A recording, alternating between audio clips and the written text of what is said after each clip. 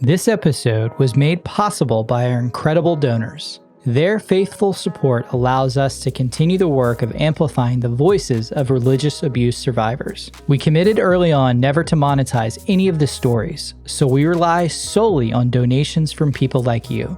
If you value the work and are able to contribute, you can become a monthly donor at the link in our show notes. Another way to support Bodies Behind the Bus is by following, rating, and reviewing the podcast. It only takes a moment, but has a tremendous impact on our reach. Thank you for daring to listen.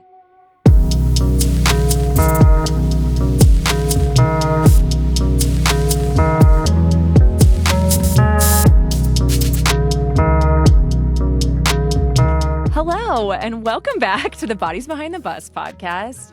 We are here today with two people that we deeply love, who you have met before if you've been listening for any amount of time, David and Margaret Bronson. You can hear their story in our back catalog. I'll post the links to that in the show notes. But also, Margaret was recently on an episode with Eric and I, and at the bus stop, where we talked about like the fundy Christian cultiness that's happening, that's spreading into just like mainstream America, and where we feel like Bodies Behind the Bus fits into that narrative, but also where the work that Margaret and David are doing at Deconstruction Doula is kind of working to triage and come alongside survivors that are coming out of these fundy spaces. And fundy feels like too light a word, so I am going to pass this over to Margaret right now. Go give her a follow on at Deconstruction Doulas on Instagram. But I guess I think where we should start is you kind of telling us what you're doing over there. So Deconstruction Doulas kind of came about organically as a result of my own attempts to figure out what just happened to me coming out of a particular brand of high control religion. And it was like similar to the Southern Baptist Church that I was in, but different, and similar to the fundamentalists, but different. And anyway, so I started talking online, and then eventually my DMs were so filled with survivors that I wanted to create a space for it. So I started some peer-led support groups through trying to just figure out like what's true, what's real. That's kind of how Deconstruction Doulas was originally formed, but it has really become a place for people who are coming out of really three different groups, primarily evangelicalism, fundamentalism, and then theonomy, which is what we're going to be talking about a lot today. They all have a lot of overlap, which makes it confusing, and a lot of really big similarities. But what's really interesting is in the work that I do, I can almost tell within a few seconds of a intake call which of those three groups survivors coming from, because they just have like a very specific thumbprint almost of symptoms that show up in people's nervous systems and physical appearance as they come out of these things. Deconstruction Doulas helps people physically escape when it's really bad, but also just like in hearts, minds, bodies, begin to deprogram from these high control religious spaces.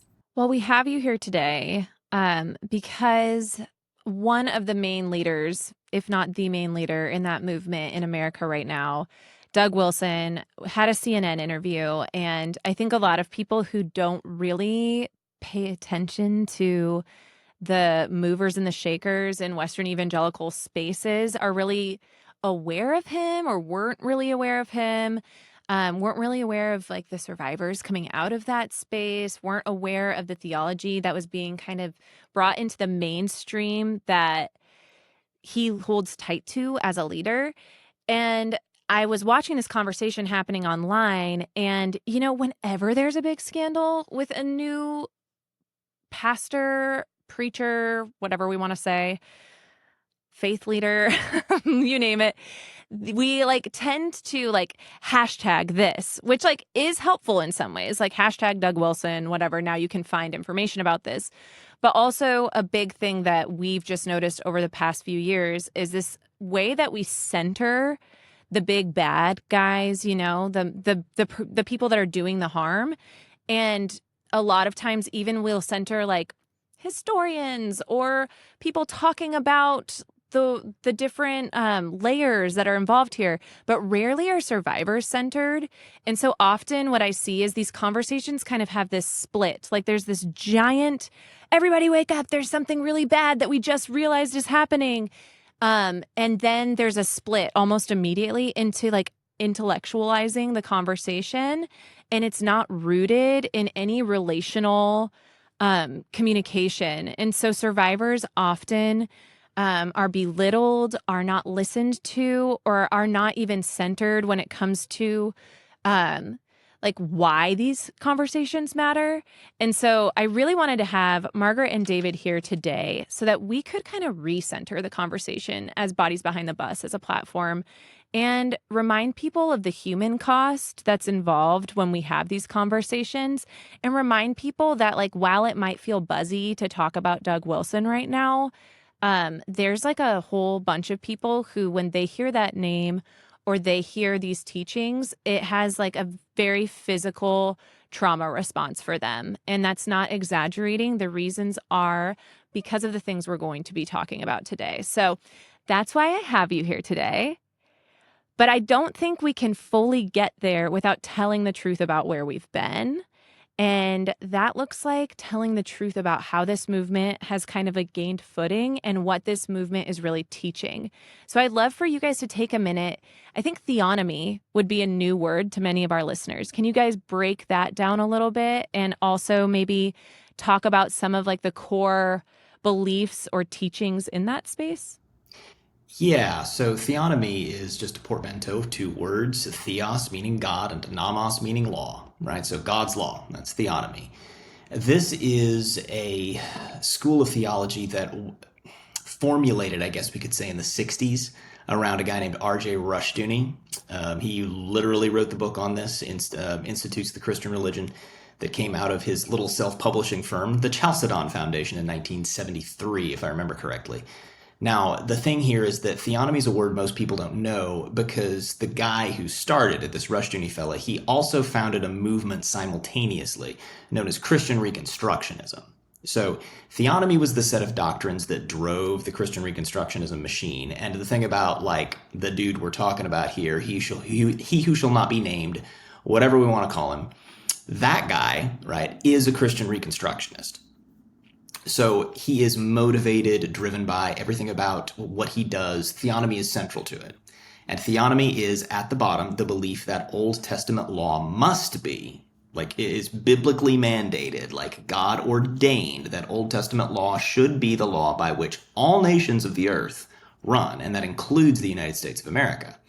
And wrapped up in this notion of theonomy is the idea that, well, you know, the saying, all's fair in love and war. The theonomists believe that everything is war. They believe that every single act that any Christian undertakes is an act of warfare against the non-Christian world. So every piece of art, every time you make a meal, every time you have a child, every single action is supposed to be militarized in favor of instituting Old Testament law as the law of the land. So that's theonomy. When you say Old Testament law, like, are they sticking to everything, or are they picking and choosing the parts of the Old Testament law that they follow? Excellent question. So Christian Reconstructionists come in a couple of different varieties themselves, but by and large, they're what we would call kind of purists, right? They would say Old Testament law, yes. Now, Wilson, this guy, this cat, I'm going to call him Disco Doug. Does that work? Can we just call him Disco Doug?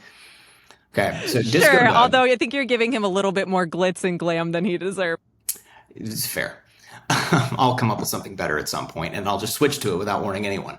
Point is that Homeboy is, he calls himself a general equity theonomist. All this means is that he thinks that, well, you know, if we outlaw the LGBT, we don't have to stone them on the first offense. We can just fine them the first time and imprison them the second time. Then we can get to the executions around like the fourth or fifth or sixth offense, right? Like that's how he thinks about it. So there are those folks, but there are like hardcore, like Rushdoony style, down the wire people who would say, no, word for word, we just impose this as the law of the land, and then all we've got to figure out how to do is interpret it in our modern context. For perspective, I had a conversation once years ago with a theonomist who was talking about this, and I just pointed out that like some Old Testament laws require that homes have flat roofs. Like, how are you going to impose this on the U.S.? And he goes, well, we're going to have to mandate that everyone have a flat roof. Like, that's how deep this goes for some of them.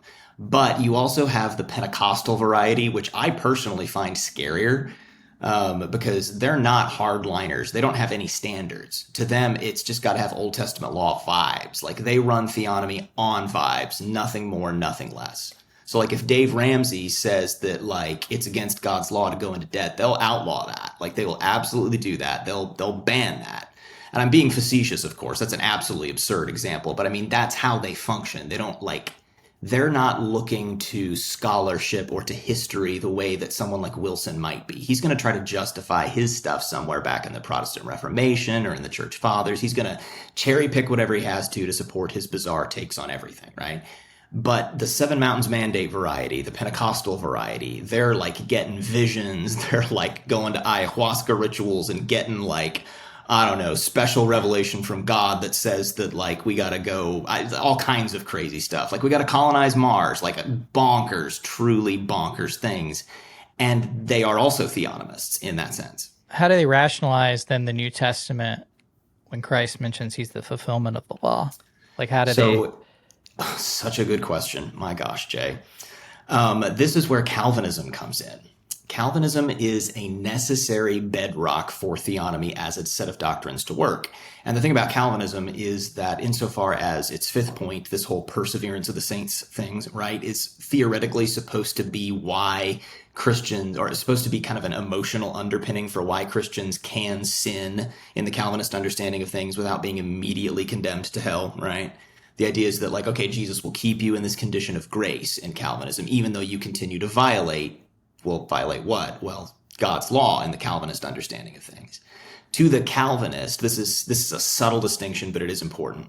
To the Calvinist, sin is very rapidly transferred from being this thing about, violating boundaries, relational boundaries with God, so to speak, and very rapidly becomes just about legal jurisprudence. It becomes very much letter of the law kind of stuff.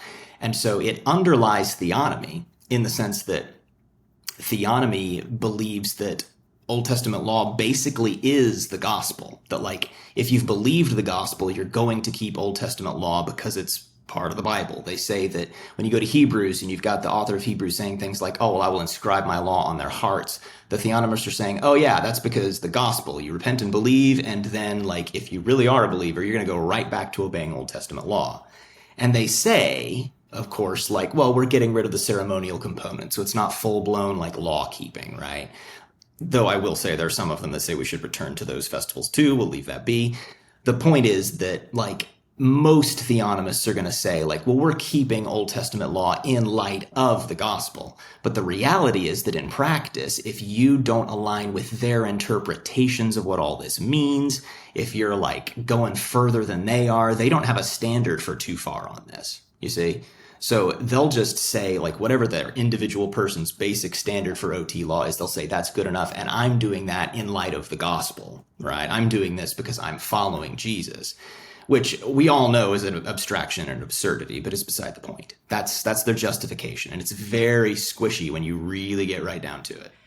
So I think that's a good kind of like segue too. That's really helpful. Thank you, David. Into like this movement is kind of like, I guess the only way I can equate it is kind of like when you're at a church and you don't know you're at a Southern Baptist church. Mm. It's like, oh, wait, they give to SBC seminaries. They are technically an SBC church, but they're not in the directory.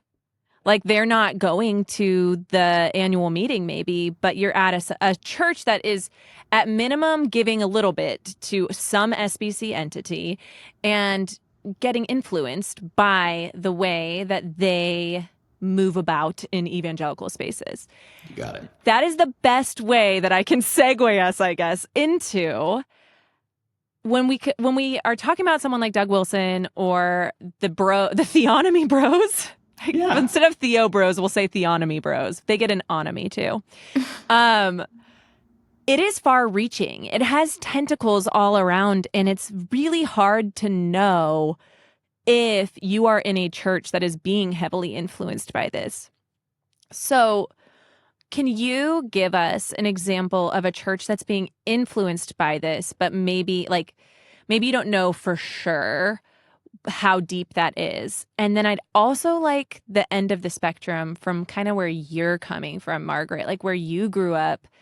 That's like he's teaching one thing and they're taking it all to the most serious degree that you can. Like it's the actual they're taking those teachings and taking them to their end. Like they're living it out. They actually believe it. So they're doing it. Can you kind of give us maybe 2 examples like that? Like here's how it would flesh out maybe in this setting. Here's how it's fleshing out practically in smaller churches that are mostly rural and don't have touch points into healthy community. Yeah, this is a subtle process. Go for it. Okay, so I'll take a stab at the first one.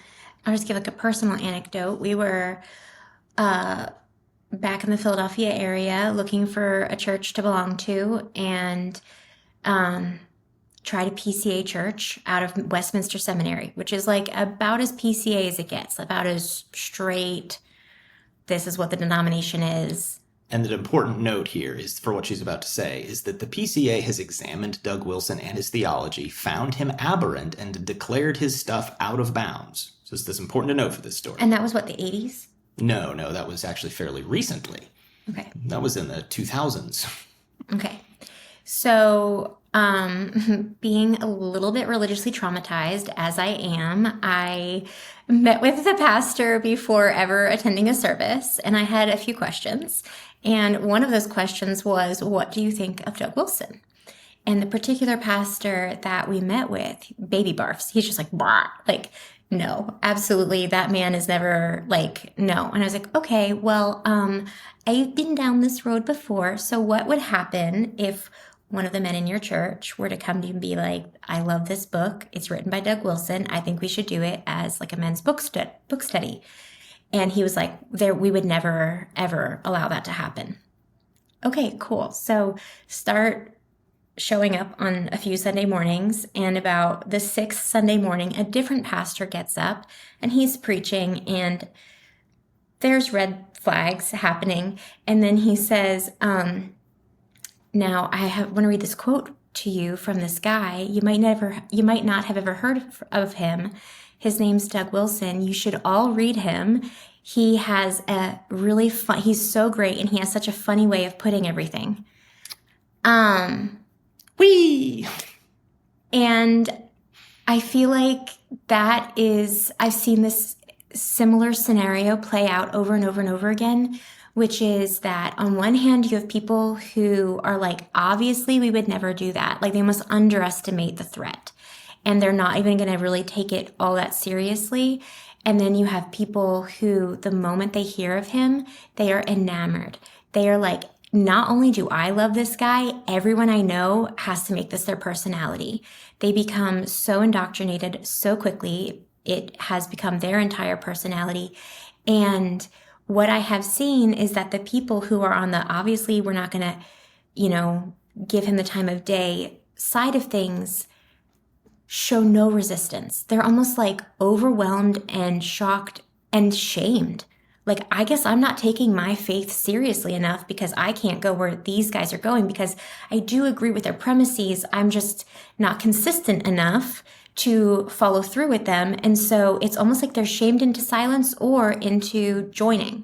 The second one would be everybody's signing up for this knowing what we're getting. Like, hey, we want to be in a church that believes these things and is consistent in these beliefs. So. Yeah, no, go for it. Put me in, coach. So the very common story for something like this is people move across the country to find a church they can attend that follows Wilson's teachings. So whether that is one of Wilson's denomination itself, a CREC church, or there are PCA churches, OPC churches, Southern Baptist churches, all over the country that people, I mean, I have survivors who tell stories they moved their whole life to be near this cult. I can say cult? Okay. Yes, it's a cult. Because here's the thing. One of the first tactics of a cult is to isolate you. And so the fact that you moved to go to this church isn't always, I would say it's a yellow flag. Why did you have to go drive through so many states to get to people who believe in God in a similar enough way to you? Why are there so few people, like, should the ability to commune with the divine be so rare that you have to drive through 8 states to get there? Calvinism would say yes. And we all know how we feel about Calvinism, but Jay has no short clips of him talking about Calvinism. I'm not going to. I've gotten in trouble. You're going to hold it in. Hold in your Calvinism. Calvinism. Although I do think, though, that Calvinism grooms you for theonomy. Yes. I think that Calvinism teaches you... Tell us why. Why do you think that? That would be helpful. Okay, let's start with the T in tulip. No, like at first it teaches you that God doesn't love everybody. And so if God doesn't love everybody, then you don't have to love everybody. And also, like, they're not really completely human, honestly. Like, if God doesn't love them, if he hasn't given them the breath of life, they're not really his children. They're, at best, bad image bearers of God, not accurate image bearers of God. You know what I mean? And so it just like slowly grooms you to not see other humans' humanity. Then let's take the U. The unconditional election component means that you're just such a special snowflake. God picked you. Nobody knows why. And God's not telling. You know, like it's just this perfect black box that you get to look into and see whatever you want to see. Unconditional election, it's the mirror of Erised from Harry Potter. You look into that one and you just get to kind of like land wherever you want to emotionally. And the thing about it is that people tend to land in one of 2 places. Either, wow, I'm this vile piece of garbage. How could God ever love me? And that grooms you for theonomy because the theonomists are going to tell you that, yeah, you are a vile piece of garbage. Lick my boot. Or it fills you with this sense of like, oh, chosen by God, kind of this like noble swelling organ chord thing that they'd never call pride, but categorically is. Because it functionally is, okay, because I am chosen, I am special. They'll say, oh, I wasn't chosen for any particular reason. Okay, cool, bro, but like now you are.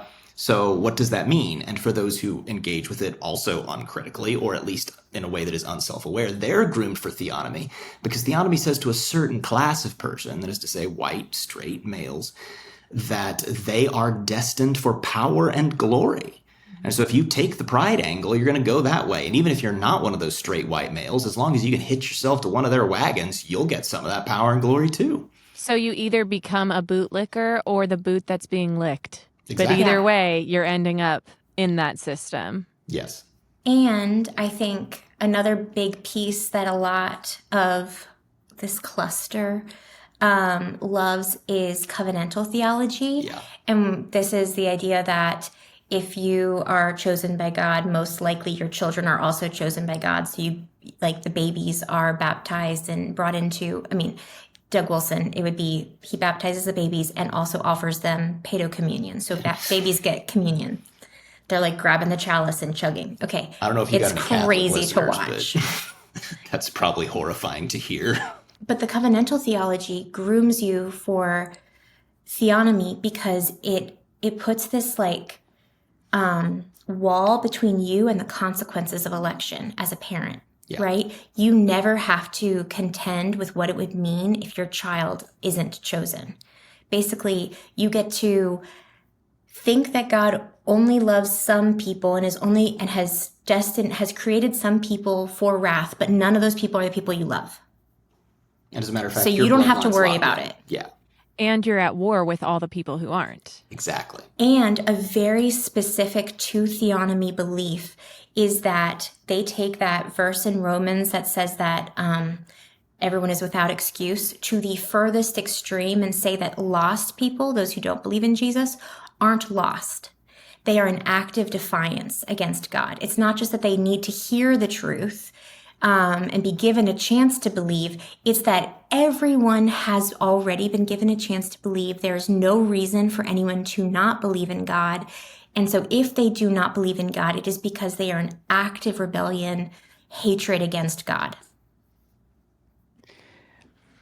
So what's that? Hold on. Yeah, go really ahead. fast. Did you have a question about that specifically, No, Jay? go ahead. Because I Go want to ahead. know what that looks like practically. Like you walk into a church, right? What does that feel like? Like what's it like to be a part of that community? And also, do you have any understanding of like how widespread those communities are in the US? One of the primary leaders of the Christian Reconstructionist movement is Greg Bronson, and he was the apologist side of things. So he's the one that kind of codified how theonomists were going to do apologetics, which is not the Josh McDowell evidential apologetics. They do not like that. They think that that's for weenies. Their whole thing is you don't, and you'll see Doug follows this very well. They don't engage with people who aren't them. They do not dignify people who don't think like them with the time of day to argue or try and like change, like for example, our minds or whatever would be to dignify us and would be sinful. Yeah, Bronson literally taught that it was sinful to try to engage a non-believer with logic because an unbeliever is incapable of logic. He taught that if you weren't a Christian, you were incapable of the free exercise of reason. Only Christians could think reasonable thoughts. And then once you dig into him, you start to realize that actually he doesn't even really mean all Christians. He just means all Christians who are Calvinists.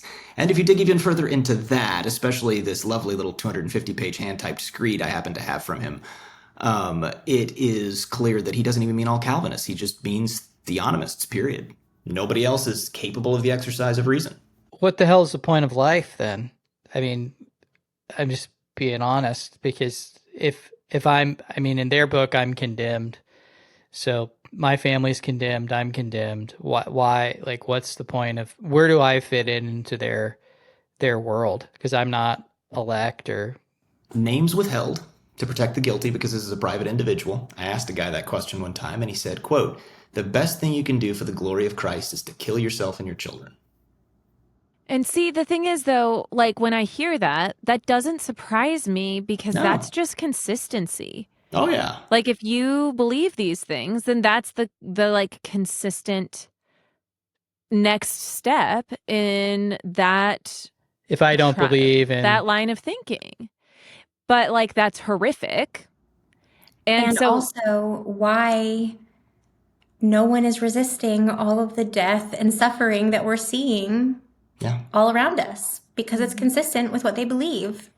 And what's the point of life if there's all of this sovereignty for them? The only point of their life is to bring about the millennial kingdom. So everything they do, whether it's who they marry, having children, how they raise those children, the education of those children, their friendships, their meals, their homes, like everything is chosen and intentional to bring about theocracy, a theonomist-led government, Old Testament law ruling America and eventually the whole world is their goal. And they have been working towards this goal tirelessly and patiently and strategically for 50 years.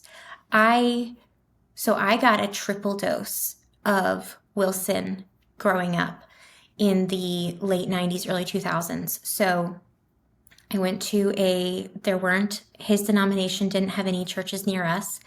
And so we went to a Reformed Baptist church that was styling itself. They were particular Baptists. So they weren't like all the rest of the Baptists. They were 1689 Baptists. That's a red flag. If your church is a 1689 Baptist, that generally means they are Reformed Baptists following Theonomy. Anymore, yeah. Fair. Since 2016, yeah. Since the Young Restless Reform movement, yes. We went to this church, but then I also was not just homeschooled, but my curriculum was Doug Wilson's classical education omnibus, which is in multiple public schools around the country. Say what it's called again. Omnibus? Omnibus. Mm-hmm. From Canon Okay. Press. From What Canon it- Press. From Canon Press in public schools. Give me just some highlights of things that we should be concerned about in the omnibus curriculum. So, for one thing, it romanticizes slavery, like chattel slavery in America. It says that it is like this beautiful picture of interracial relationships, and that the slave owners were giving the enslaved people such a great gift because they were saving them from African religions and giving them a chance to know Jesus, despite the fact that they were only getting like whatever it was, 20% of the Bible, you know. It also deeply ingrains manifest destiny into all of the students, saying So that for listeners that don't know what manifest destiny is, can you tell us what that means? this is the idea. Actually, why don't you take this one? The shortest possible way to explain it would just be that it's the idea that America was really chosen by God, like this nation was chosen by God to conquer the continent. That's bottom line. And I mean, the way that they would put it is that the Hebrews, that Israel had essentially failed to be the people of God. And so he passed on his Israel to the church. The church is Western civilization, is, you know, this lineage that comes through the Puritans and then the Pilgrims. well, but not just that, like the Reformation, but Yeah. also the church councils, right? So church councils, Reformation, Puritans, Pilgrims, and then the South, the Confederacy. So I think people will think that's bonkers, but let me center this a second here. What you're watching in our government right now is the fruit of that belief. So if you hear something like, we are God's chosen people, it's because of this belief that when the Bible is talking about Israel or God's chosen people, it's actually talking to us here in America today. Yes. Yeah. All of that, they literally say that the promises God made to Israel has been passed to the church, but specifically the American church, because other places around the world have too much syncretism and don't follow God right. And then specifically theonomists, if you get down far enough. How is that tied again? You said the Confederacy. How is that all tied to the Confederacy? Because I have read things on this, and I just want you to say it if you can. Okay, I'm going to back up one step because it's really important to follow this entirely. So we talked about Greg Bronson. We talked about R.J. Rushdoony. There's a third main leader in the Christian Reconstructionist movement, and that is Gary North. And he wrote a little book called Conspiracy in Philadelphia that says that the Constitutional Convention was a conspiracy, okay, to steal The original QAnon. the original QAnon, okay, to steal authority to our. So the Articles of Confederation specifically give God the authority for law. That's where the Articles of Confederation says we're essentially. The quote is important because North keys on this a bunch. The Articles of Confederacy begins with this line about how, believing that, law is derived from, the divine, like this kind of thing. So you can understand why theonomists would like that line. This is a theocracy is what they say. It was a theocracy at that point. It was a government that saw itself as answering to God. And so the Constitution starts by giving authority to we the people. It's a democracy. They are as anti-democracy as you can get, and they mean it. They think it is sinful. They think that to put humans in charge of government at all is sinful and is stealing what belongs to God. It's usurping his authority. And so this book talks about how it is every Christian's duty to destroy democracy. I wonder how that fits into the big, beautiful picture of America right now. Indeed. So all of these conservatives who are like, I don't understand why they don't care about the Constitution. They literally hate the Constitution, and they've been trying to destroy it for like 200 years. Just listen to them and believe what they say. Yeah, R.J. Rushdoony, and I'm quoting, quote, "Democracy is heresy, period."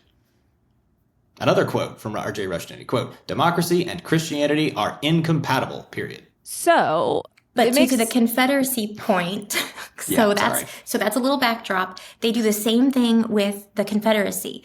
They believe that the Union stole the country from the true owners of like American culture and heart, Yeah. which was the enslavers, which is a take. So it's all about this like lost cause narrative. You can Google that. There's a lot there. Yeah, they would say that the Confederacy was itself a theocracy, or that it was headed in that direction, depending on who you ask. So, for instance, if you ask old Dougie Disco about his opinion about this, he would say that he would have been a, quote, Southern abolitionist, which is like just delicious. He said Yeah, that. what's that mean? What's that What mean? does that mean, Dougie? Mm-hmm. My guy. Well, if you don't think any, like if you're like, I don't believe any of this, you should read the cornerstone speech by the vice president. He was the vice president of the Confederacy. His name's Alexander H. Stevens. And I mean, I've read it, and like literally it lays out exactly what you're talking about, like how the Confederacy formed and what they believed, and a lot of what you're saying. Because I don't really know a lot about. I mean, I know stuff about this movement, but I don't know like the details.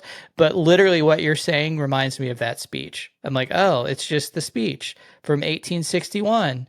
Okay, and it's full of hate, racism, but it also puts like the Confederacy at the top of like this God-given, God-enabled country that will be doing something unique for the first time, and the world will follow them. And the thing that they're doing that's unique is enslaving people.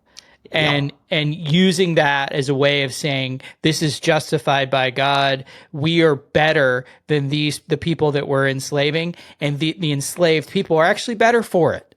It's absolute lunacy, hate, ridiculous. But what you're describing, it's like literally, I'm like, I've read this speech so many times. I'm like, it's like the speech. It's like they never left 1861. You know, speaking of that idea, they never left 1861. You know, Gary North dedicates this book to Conspiracy in Philadelphia. He dedicates it to a specific congregation that is still in the Northeast that has been holding the torch on this for like almost 250 years at this point. So like you got to understand, these people, like they stick. Like when they get on these things, they remain stuck on them. We're talking about like he dedicated this to a church that's been fighting this fight for like, here's a way to think about it, for like 8 moms. Like 8 moms ago, they were fighting this fight. You see what I mean? Like that's a long time ago. Yeah, he goes as far as Stevens goes as far as say that like slavery is like morally right. Like it's justified by God and it's morally correct. It's like sickening. So all right, so if you pivot out of that, right, and they view, all right, so I guess that helps to understand the backbone. Like how do they exist in this world to where like if I was a literalist on the Old Testament, and that's how I take it, like I think about like passages where like you can murder people for having adultery. You can and basically sell your daughters off to basically be concubines if you want to. Like, and it talks a lot worse, more thing. Those things are horrible, and it continues to grow. How do they take those verses today? Like, what do they? I mean, do they believe that this is where we need to go? Margaret keeps pointing at me because I think she just doesn't want to have to say these things, and I don't blame her. Jay, they just take them. Like so for instance, her pastor, right? He's a Wilsonite, and he wrote this great thing on, I say great in the biggest of air quotes, on how what it would look like to bring back stoning children from Old Testament jurisprudence. As a matter of fact, he lobbied the Pennsylvania State House for this right. Lobbied. Like think about that. This man like went to the State House and with his whole chest said he thought that children should be stoned. And he would talk about it on a Sunday morning with his 10 kids in the service. So these people don't balk at anything. Stone an adulterer, they'll say, yes, thank you for your terms. Whatever trade you want to make for that right. But only women.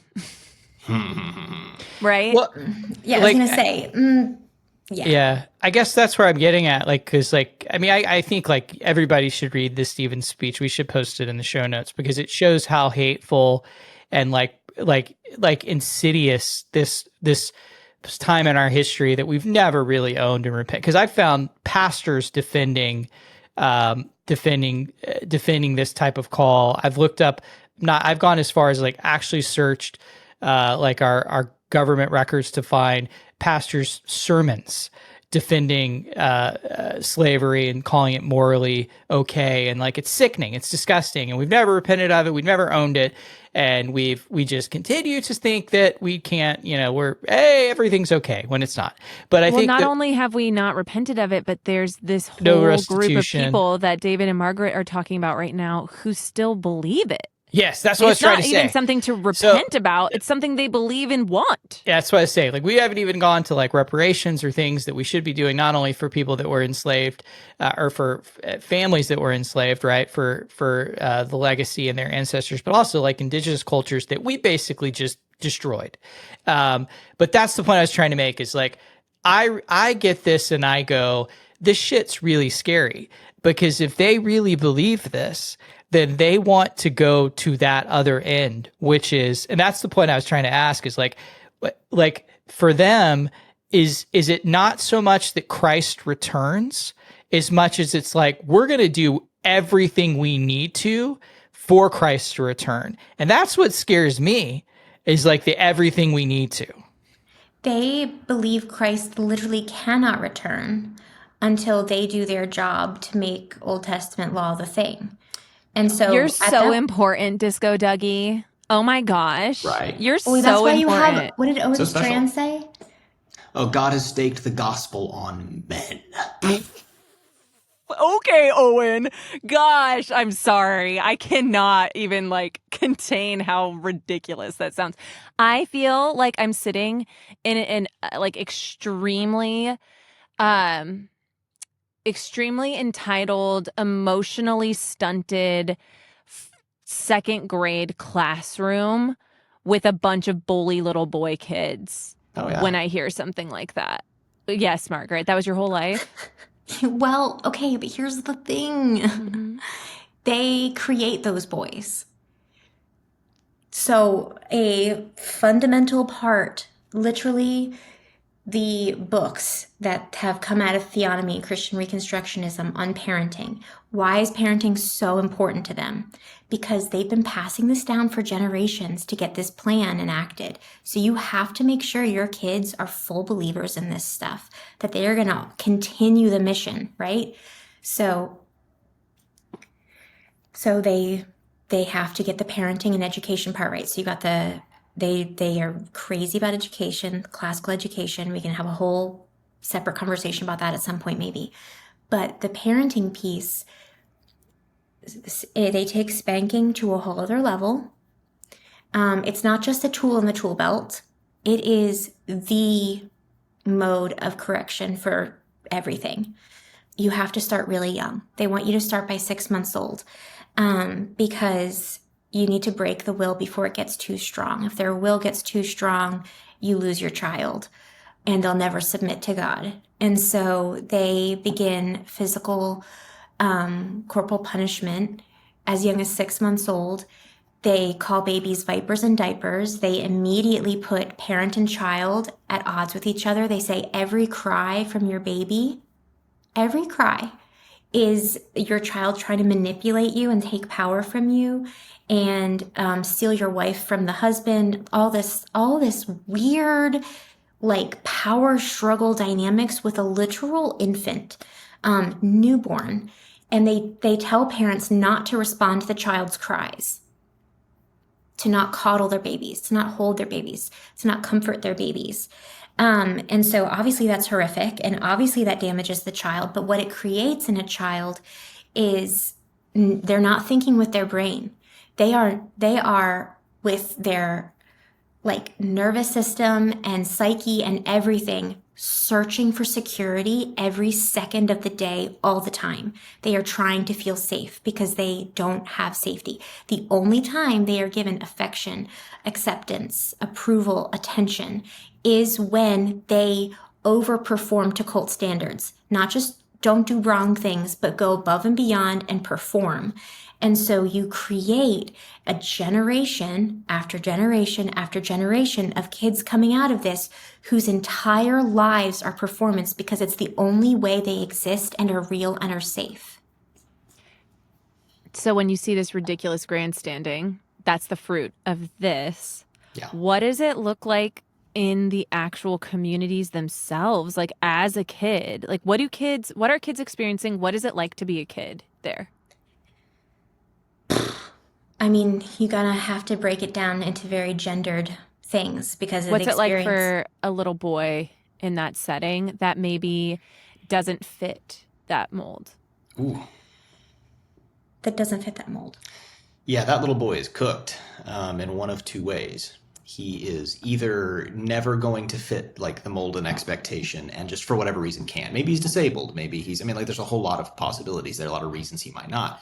But given what their standards for men are, there are really only two paths. You can be like kind of a physically dominant person or you can be an intellectually dominant person.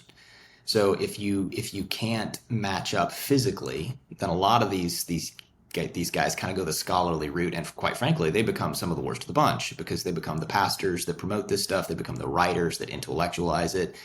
They become the lobbyists and sometimes the policy writers that generate this stuff. So that's one angle. But the other angle is, of course, just complete failure to live up to the standard at all. And these boys, oh man, they get victimized in every possible way that you can imagine. And inevitably they flame out. Sometimes, well, not to get too grim about it, but quite frankly, a lot of them take their own lives before they even reach adulthood.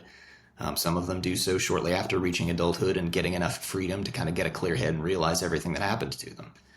I work with not a huge number, but some percentage of our community are guys who were in exactly that scenario, and the damage is profound, and these men are very often not even really able to begin to confront what happened to them until they're well into their 30s. So it steals whole decades of their lives just to get out and get to a point where they can begin to figure out, okay, who and what even am I, you know?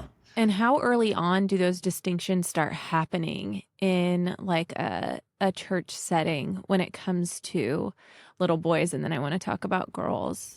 No, it's immediate. Maybe there's even data out here on this. There's research that's been done, not on the CREC specifically, but just on American culture in general, in terms of sort of the gendered way we handle children, that boys tend to have their cries ignored more frequently than girls because they tend to cry louder and longer, the stats show. And that absolutely holds true in CREC churches, and that continues. Male expressions of pain begin to kind of show these little boys okay, here's the line between male and female, and you fall on the correct side of that line. If you read Wilson's delightful little book on bringing up boys, Raising Men. Raising Men. He's got these great sections all about male toughness and cultivating that kind of masculine attitude in your boys. But it starts instantly. Two things I want to add to that. One is all of the survivors I have talked to all agree that while us girls had probably overall the most abuse, the boys had the most physical abuse.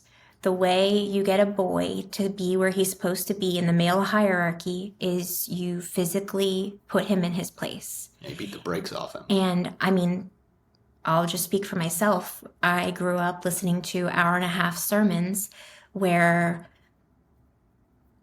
8, 9, 10, 11, 12, 13-year-old boys were screaming in the parking lot because they were being disciplined for not paying enough attention during an 1.5-hour sermon. So these boys, I just really want people to understand, these boys are sleepwalking through life. It's not them. They're so mind controlled. And if we ever want to get them out and healthy and safe and maybe not, dragging us all down with them, the thing that they need is validation for their pain. That's the one thing they've never gotten in their whole life, not for real. And that's why the incel thing works, is because validation works. They're starved for validation. Yeah. They are starved for affection. Yeah. They are starved for someone to understand them and to help them understand themselves, and to be told that it's not their fault, that they're not awful, horrible people, to be given an opportunity to see themselves as what they feel that they are, like in pain, and like have language for that pain. Yes, these boys are abusers. Yes, they are predators. They are also abused and have been predated upon since birth. And what's that dynamic like amongst children?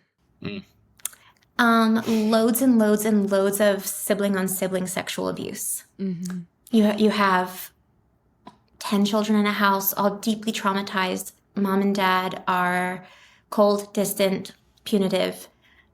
So they kind of become Lord of the Flies and deal with things themselves, and they don't have places they can go with questions or mistakes or frustrations and anger. They take it out on each other. I mean, it's awful. And how does this, so you have the little boys experiencing this. What are little girls experiencing in this space? And how does that shape up as they grow? Yeah. I do think there's one more thing to say about boys that's really important. So Doug Wilson, in his book, Raising Men, says that mothers need to basically check out of their sons' lives when their sons turn 13, or they will emasculate them. So by the age of 13, if your boy is he actually is anti-homeschooling for boys past the age of 13 because they would be stuck with a woman. He wants them to go to his Christian education schools where they can be taught by men and raised to be men. And so you have a caste system within these groups that literally has 13-year-old sons on a higher rank than their mothers. Yeah. And so from 13 years old, they are given keys to the kingdom. They are the authority. They get to call the shots while dad's at work, and they get to tell their mom and put her in her place. And they get away with it because that's how the hierarchy actually works. So again, that just like speaks to the mindset that these boys are raised in. Girls, from probably like 3-4 years old on, you're going to see a massive difference in access to leisure time to play. Girls are going to have way more chores, way more responsibility than the boys. You have 8, 9, 10-year-old little girls sleeping with baby toddler siblings because mom has another baby that she's taking care of, doing middle of the night feedings, diaper changes, responding to cries and nightmares, comforting, all of that stuff. Responsible for feeding the family of 10 or 12 people by age 11 or 12 years old. Exclusively what women exist for is for keeping the home and raising children. And so anything that exists outside of those goals is seen as a distraction. My pastor, who was definitely a theonomist, said that educating girls past 8th grade was a complete waste of time and was actually going to lead them to sin down the road because they would be discontent. To educate them beyond 8th grade was to be instilling them with discontentment for God's call on their life, to be a wife and mother. You'd basically be telling them, by educating them for something beyond that, that they existed for something beyond that, so they would never be content with God's will for their life. And so the educational neglect of girls in this system, very few of them, like once you have enough math that you can like triple a recipe was the joke, you're good. Yeah. All of this is horrific. And I mean, also, women do not have, so obviously, like the fruit of a woman who has to listen to a 13-year-old boy. Like there is no autonomy for a woman in this space. You cannot say no to anything. You cannot have a voice. You cannot have an opinion. Like it all has to fall onto boys and men in this space. Am I hearing that correctly? Oh, yeah. And I want to talk about the sexual side of things. The grooming starts really, really young. They literally resurrected a book from the dead, or a book series from the dead called the Elsie Dinsmore series, written by Martha Finley. And it is the story of a little girl growing up in an enslaver's home as like a niece of the enslavers, being raised by a enslaved woman. And she is this like perfect angelic, always follows all the rules, super conscientious, whatever. These books are the most vile, grooming books, and they were some of the only books we were allowed to read.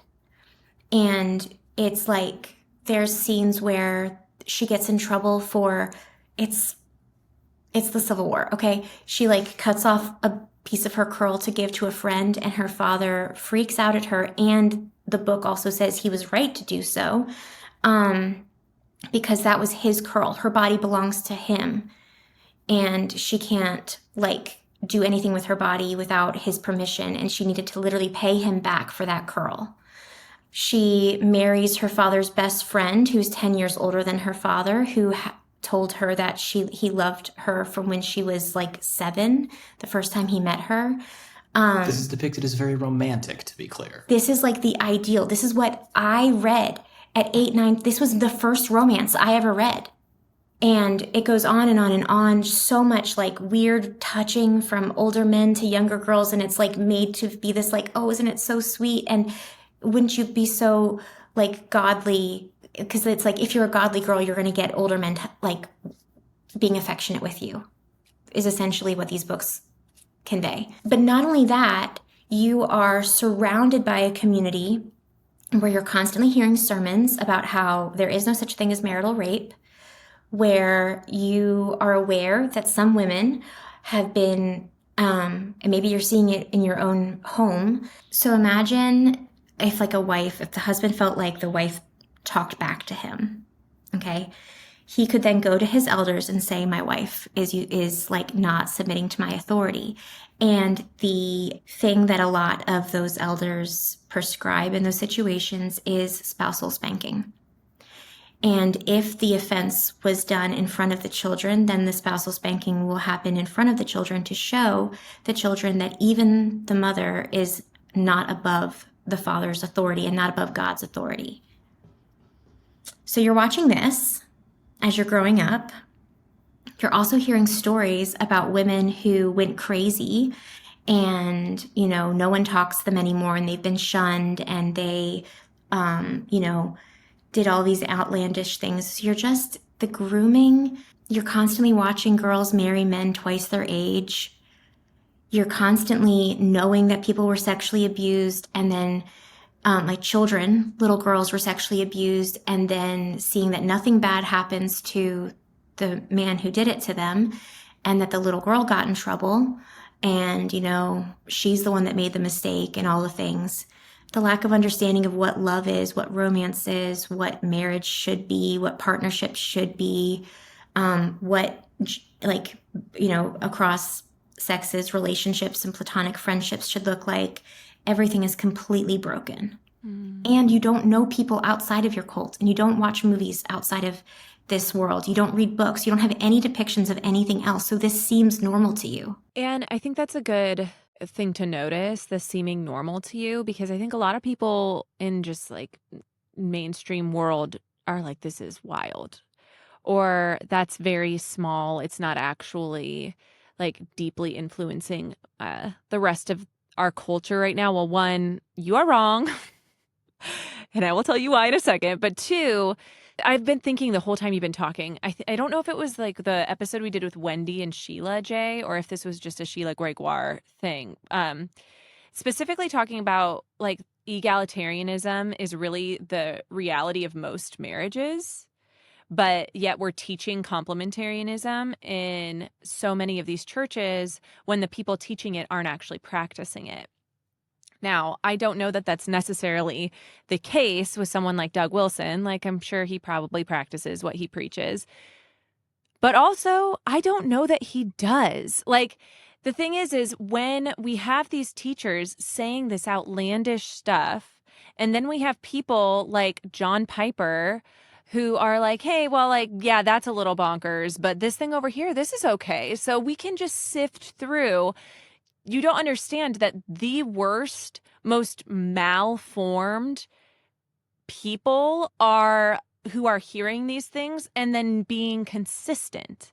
So the issues I have is like, it's not actually like, to me, Doug Wilson is a fruit of the same systems that we are exposing every single week on Bodies Behind the Bus. Like, we systemically have an issue with fear, shame, and our solution to that is to grab for as much power as possible. And Doug Wilson and his beliefs is an expression of that. So when you hear these things and you think this seems a little bit extreme or this isn't actually happening, well, you know what? There are people that are taking it serious and it is actually happening. And our government's actively trying to pass some of these stuff because those people have gotten up the hierarchy of our government. Yeah, there's an important thing that has to be said about Doug, and in particular about his little enclave in Moscow, Idaho. That's kind of their model city, if you want to think of it that way. So what has to be understood is that when you're looking at the CREC, if you want to find where the bodies are buried, Moscow isn't actually the place. There are some bodies buried there. There are definitely some bodies buried there. You can Google a couple of names if you want. Steven Sittler would be one of them.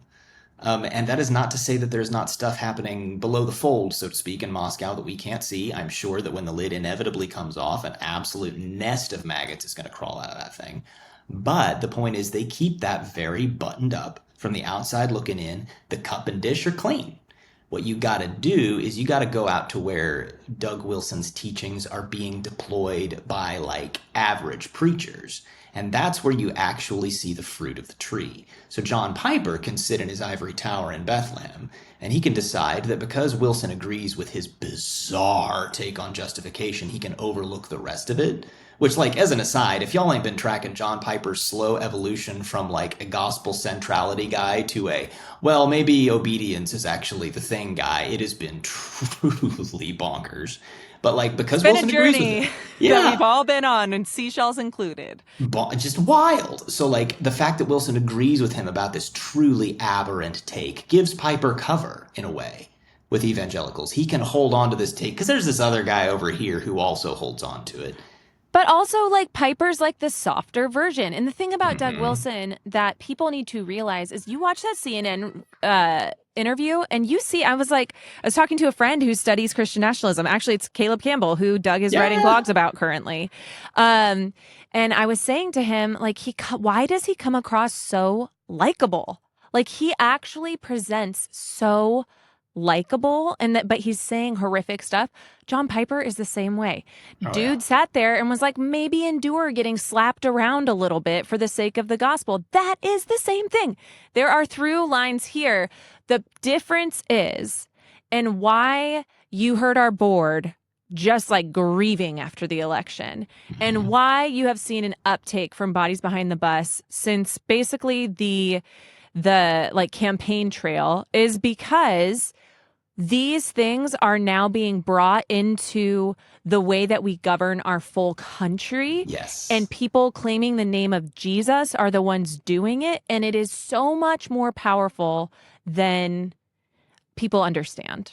I guess my big thing too is like the fanatical nature of it and the violence behind it. Like, I think like when CNN does like let's say, I hate using the word secular, but we'll say secular, an institution that looks into this and says, oh, let's do an expose on whatever, Doug Wilson or whoever.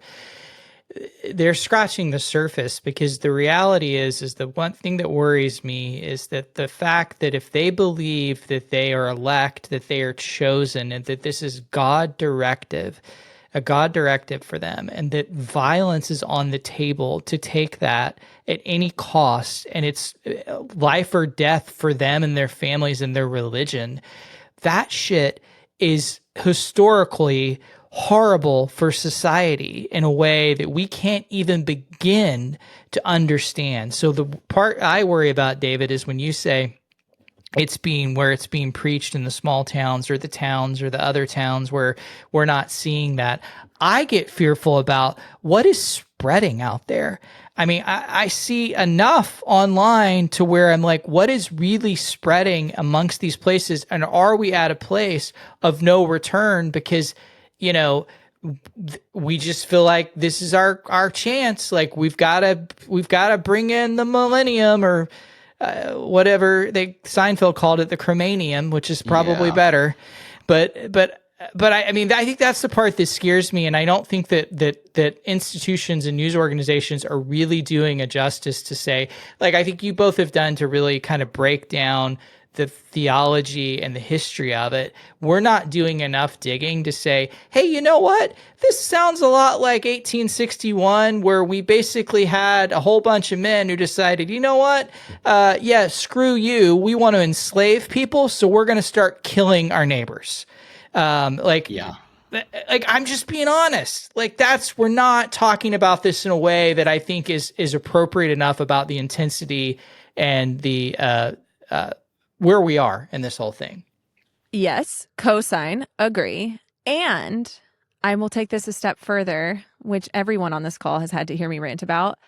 I am extremely frustrated at the ex-evangelical deconstruction movement who has the experience, the life experience to know the fruit of these types of theologies, these types of beliefs, this type of system. And yet the response is, because I got out 2 years ago, now I can dehumanize and belittle the people that are in it still. And so the very people who know the language can reach their families, the people in their life that they have relationship with, the bridges that can be built in ways that someone on CNN or MSNBC doesn't have that. They don't have that input, are burning every opportunity and inroad into these spaces where the reality is people like David and Margaret, the work you're doing with these women, getting them into a space where they can be heard in a safe space and then make a plan to get out. Like, there are not enough people doing that. And for those of us that have walked away from unhealthy churches, we really need to consider the way that we engage this conversation. I've heard some language about bullying lately. Like, we just bully them. Like, no, we can tell the truth. Like, none of us on this episode are going to shy away from telling the truth about who Doug Wilson is or the fruit of Doug Wilson's teachings.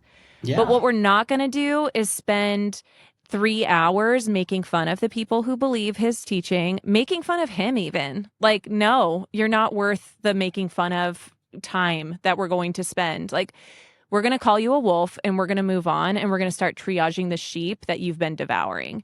And so I guess maybe this is my little grandstand. If you're hearing this and your gut is to be snarky about Christian nationalists, you need to understand that the root of Christian nationalists is a lot of this. And like David and Margaret said, these are people who are brainwashed. And that's not an excuse for grown adults doing horrific things, but it is a reality that we're working with. And if you want to be like actually contributing to any health going forward in the United States of America or the world at large, which is also being radicalized into this outside of America right now, then you have to start caring about the fruit of the Spirit in your relationships. There it is. All right. Sorry, guys. That was a big grandstand. And I think, okay, so, we have this whole movement that's happening in America and it's running the show right now. If you attack it exclusively from a political standpoint, you're never going to get anywhere. If you attack it exclusively from a religious standpoint, you're never going to get anywhere. You have to look at the entire system. So I've shared about how, people growing up in Theonomy, and to a certain extent, evangelicalism is just like a watered down version of it, okay, are groomed for this stuff. But let's take a step back. Have you ever driven through Southwest Missouri? Have you seen how dead end it is there? Children born into no opportunities, no educational resources, uneducated. All of the houses are falling down. There's meth everywhere. People are stoned out of their minds. Their whole family is either high, dead, or drunk. And everyone's beating everyone. And it's so traumatic. Okay. Like, order is better than chaos. Something to hope in, somewhere to belong. People who, whether or not, it gets very complicated because so for example, we had a lot of farmers right after different bills were passed regretting voting for Trump. And it was horrifying to see the left's response to that. You got what you voted for. Who was even claiming to stand up for the farmers? Who was even noticing rural America? It was the right. The right was at least saying, we see you. It was a trap, right? It was a lie. But they did appeal to them. They made them feel seen and loved. They made promises to them. These were people who were betrayed, who were lied to, used, and betrayed. They are victims. They also gave power to a horrible abuser. Both things can be true. And if we respond without holding both things, we're never going to get anywhere. Okay, maybe you'll get to express some anger that you have that is justified. But if what you want is change, if what you want is this timeline to come to a nice, cute little end, then you have to get people to start to see that they are part of a system that doesn't care about them at all. And you were part of that system. You, us, everyone on this call, we all believed this at one point. We believed some version of these things. And the reality is like the Theonomists, they're actually consistent. Yes. The evangelicals aren't. Yes. Like, and they're all kind of, like we said, there's like through lines and crisscrossing happening. But like, the reason why it matters to tell the story in the soft complementarian church of like the female worship leader who, you know, experienced abuse on staff, because that is like the consistency of complementarianism. It matters to tell those stories because the actual like finished down the line consistency would be what you guys grew up in, what you grew up in, Margaret. Like that's actually like living their faith, you know? Yeah, it's probably worth saying, like, I didn't even grow up in this world, right? Like, I grew up in a pretty bog standard Southern Baptist church. Like, I had a good dad, and he loved me. And my parents, like, took care of me and did their best to kind of, like, you know, keep the bad stuff away and let the good stuff in. And I still got, like, 2 to the chest, 1 to the head in terms of Christian nationalism. I mean, like, it was lights out, and all of it was downstream from theonomist thought. If you haven't noticed, we feel really strongly that it's important for anyone claiming Christ, but really anybody in the United States right now, to be educated about these things. I'm so grateful for the work that you guys are doing. I want to give you all the flowers for how hard it's been and how much you have just been like grounding the pavement, working to educate people. If you want to learn more, go to their Instagram. I have Margaret's Instagram linked in our show notes. She has a ton of like reels that she's like highlighted at the top where she talks about a lot of these things. I remember you having like an Elsie Dinsmore reel compilation. You have Rush Dooney. You're like doing the things. So if you want to deep dive and it's helpful to do that, like watching a face on a screen, that's a great place to go. You can also donate to the work they're doing. They have a 501c3. So like if you want to empower people to continue to do this work, then we have to fund this work. So if you're looking for a place to give, go give to them, help them to be able to continue doing this and reaching these survivors and helping survivors out of the muck and the abuse and the systems that they are literally stuck in. That is not an exaggeration. Yeah. And be educated so that you can effectively advocate in the moment we are in as a church and as a country. It's your duty as a citizen, and it is your duty as a Christian to educate yourself about these things and to advocate for the marginalized and for the vulnerable who are being harmed, profoundly harmed in these systems. And it is much more widespread than you think. The thing about this, it's also worth saying, Jay, you had mentioned that you were like afraid about all this stuff. You find this frightening, and with good reason. So I'm not going to tell you like that there's nothing to be scared of, because like the truth is, you're asking where is it spreading? It's a lot of places, but we're documenting a lot of that on Patreon as well. So like if you're concerned about this stuff and you're wanting to know more and find about connections, we're putting a lot of that stuff on Patreon. Wilson's is shockingly popular in Silicon Valley, actually. He's got big fans among the billionaires over there. The founder of Gab wrote a book on general equity theonomy, for crying out loud. So like if you want to get into that, we're doing that too. It's happening slowly, but we're trying to piece the whole thing going all the way back to Rushdoony in the 60s and just making sure every data point is in there. Mm-hmm. Well, thank you for that work. And I'm sure we will have you back to help us put together some of these dots over here on Bodies Behind the Bus. But thanks for giving us your time, and thanks for the work you're doing. And if you are someone who wants to connect with Margaret and David after you've heard this and you are a survivor out of this space, reach out to them, and hopefully you guys are able to connect and find ways to get resourced to get the help you need to thrive.